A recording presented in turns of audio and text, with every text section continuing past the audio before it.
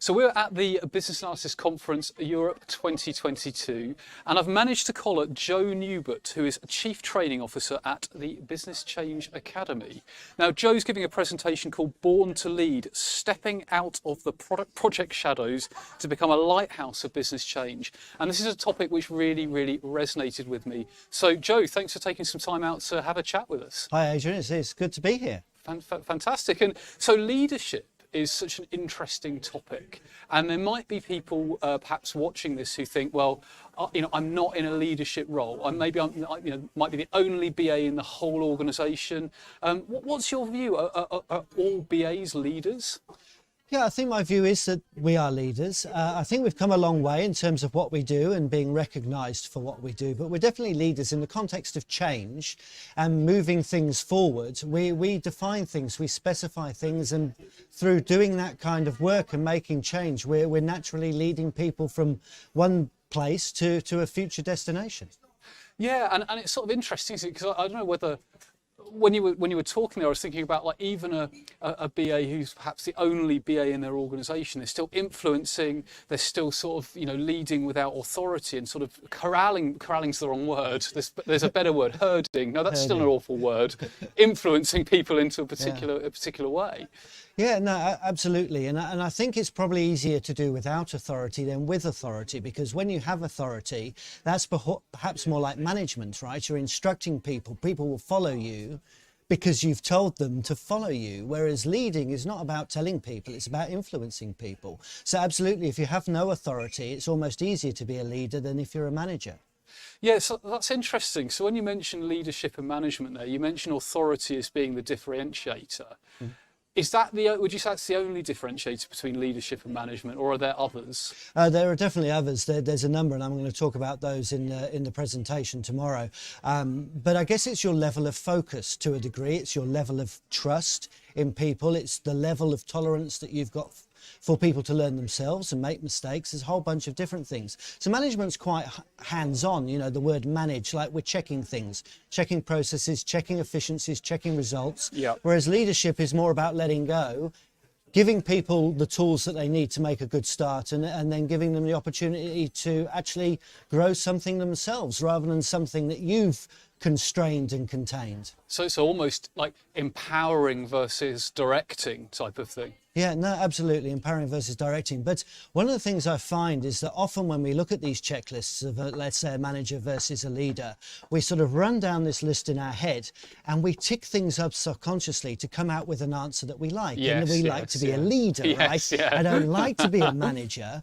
But the truth of it is management is needed. So it's not like good and bad to me. We need to manage things. We work in management information systems, right? We don't work in leadership information systems. So processes, efficiencies, business rules, they do need to be managed. So we work with managers, but I think it's about knowing when to manage and when to lead and trying to sort of straddle that divide in a good way. Yeah, blending the best of both and sort of flexing it for the context. Yeah. So if you were to think about any tools, techniques or concepts that you think BAs should go and Google and learn about, which would help them with leadership, are there any particular models or techniques that spring to mind?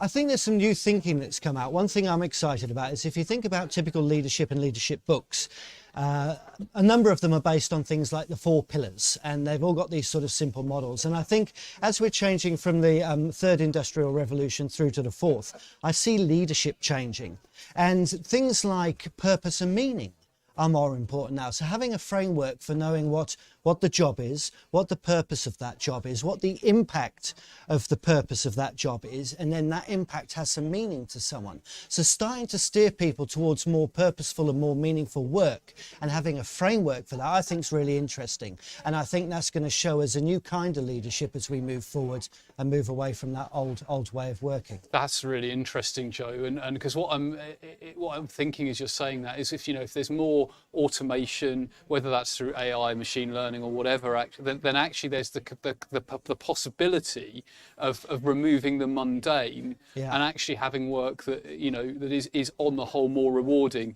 Yeah, would be the panacea, I suppose. No, absolutely would. And I think between there's a phrase I come across called humanity. Yeah. But it's human IT, humanity. Okay. And I think the skills to be able to blend that human with that IT into the future are going to be some great skills for us to have, because it's, as you say, just trying to get people to find meaning in their work that's less mundane, and perhaps a little sort of helping them along a journey to find that point of meaning to them. Fantastic.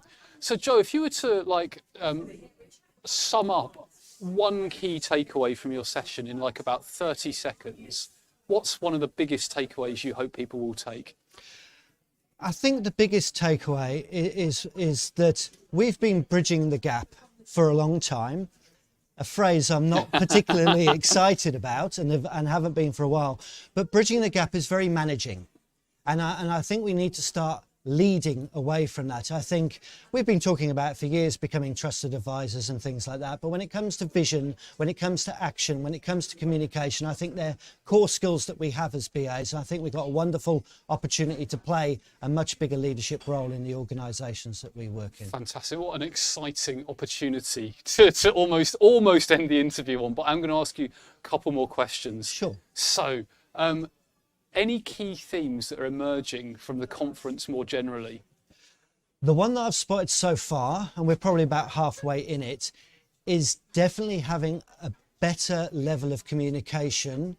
So I could use the word engage, I could use the word visual here. It's about messaging, and it's about actually really trying to better understand people and their perspectives. So it's stakeholder management, it's stakeholder engagement, but I think really trying to understand people and what they need, what they want is the key theme so far. Fantastic, fantastic. Interesting. It'll be interesting to see if that sustains through tomorrow as well, or whether it pivots and so on. So Joe, I'm sure people watching will want to connect with you. They want to find out more about what you do. How's the best way for people to get in touch? Let's keep it simple. LinkedIn, Joe Newbert. Yeah. First name, last name. You'll find me on there, and it'd be great if people want to have a deeper conversation about leadership. Fantastic. Yeah, you're very, very easy to find on social media, which is always a good sign. So, Joe, thanks for taking the time to have a chat. No, it's wonderful to see you, Adrian. Cheers. Fantastic. So I hope you've enjoyed that short interview. We'll be taking as many short interviews while we're at the conference as we can. So be sure to stay subscribed on social media. We will post them as soon as we can. So bye for now.